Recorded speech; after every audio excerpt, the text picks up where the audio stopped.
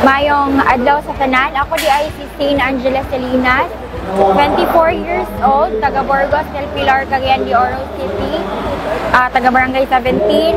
Isa ko ka-dialysis patient. Kani siya nga People's Day, ikadagan na gini siya na ako, ma'am.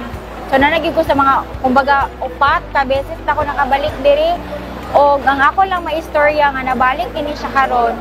Dako jud kay kog pasalamat kay sa ko nga case nga dialysis, dagan kay kog mga tambal, ma'am. Kinahanglan gyud ako ang kanang financial nga tabang gyud sa kong mga tambal kay akong mama labandera lang dili gyud niya kaya nga ma-provide gyud tanan.